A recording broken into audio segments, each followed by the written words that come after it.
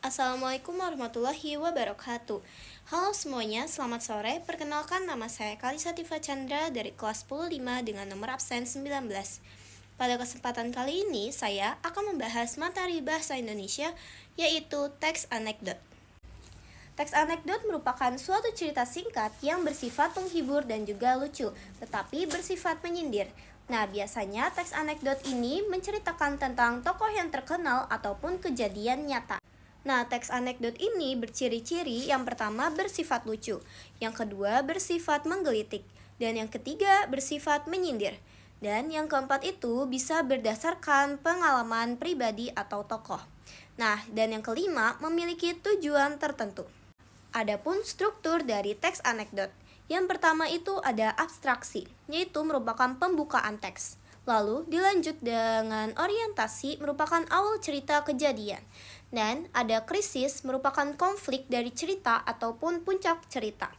Lalu ada reaksi merupakan respon karakter terhadap krisis. Dan biasanya berisi solusi. Lalu dilanjut dengan koda, merupakan suatu penutupan teks yang biasanya terdapat amanat dari teks. Lalu kita lanjut ke kaidah kebahasaan. Yang pertama ada kalimat yang menceritakan peristiwa masa lalu. Nah, biasanya kalimat ini menceritakan tentang hal yang sudah menjadi masa lampau. Lalu ada kalimat retoris, merupakan kalimat pertanyaan yang tidak membutuhkan jawaban. Nah, biasanya ini digunakan untuk menarik perhatian para pendengar ataupun pembaca. Lalu ada konjungsi hubungan waktu atau dikenal dengan konjungsi temporal. Nah, contoh kata-katanya ada kemudian, setelah, sebelum itu, sejak, semenjak, awalnya, dan akhirnya, dan lain-lainnya. Lalu ada kata kerja aksi, merupakan suatu kalimat yang menyatakan aktivitas ataupun aksi.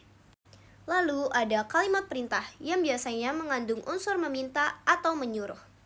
Nah, di dalam teks anekdot, karena tadi bersifat sindiran, maka terdapat kaidah kebahasaan yaitu majas sindiran. Majas sindiran yang dipakai oleh teks anekdot ada 3, yaitu ironi, sarkasme, dan sinisme. Majas ironi adalah majas yang menyembunyikan fakta terhadap yang sebenarnya, atau membalikan fakta. Nah, kalau majas sarkasme merupakan majas sindiran yang bersifat kata-kata kasar dan biasanya bersisi negatif. Nah, majas sinisme merupakan majas sindiran kasar yang biasanya bersifat untuk mengkritik atau menyindir. Nah, itu dia pemaparan materi oleh saya mengenai teks anekdot. Lalu, mari kita lanjut ke pemaparan materi yang kedua, yaitu teks LHO. Mari kita mulai dari pengertian teks LHO. Merupakan teks yang mengungkapkan fakta yang berdasarkan hasil dari proses pengamatan atau observasi. Nah, teks ini bersifat objektif dan juga faktual, yang dimana artinya informasi yang didapat berdasarkan selama hasil observasi atau pengamatan. Adapun ciri-ciri dari teks LHO. Yang pertama, ciri-cirinya itu adalah objektif, di mana teks ini merupakan berdasarkan fakta dan tidak menurut opini pribadi. Yang kedua ada terstruktur, yaitu di mana penyajiannya itu bersifat sistematis dan juga tersusun. Dan yang ketiga, ciri-cirinya adalah benar, di mana data yang disajikan itu akurat. Yang keempat, bersifat lengkap, di mana informasi yang didapat itu semuanya lengkap. Yang terakhir ada jelas, yang dimana berarti teks LHO mudah dipahami. Lalu kita lanjut ke struktur. Struktur dari teks LHO ada 4. Yang pertama ada pernyataan umum, di mana dari pernyataan umum itu merupakan informasi-informasi umum dari suatu objek.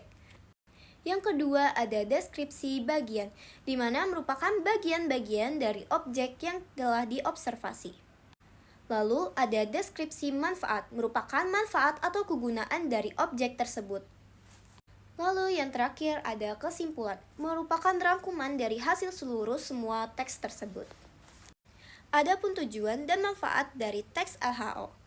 Adapun tujuan dari teks LHO yang pertama itu memberikan informasi dan juga bertujuan untuk meningkatkan kesadaran.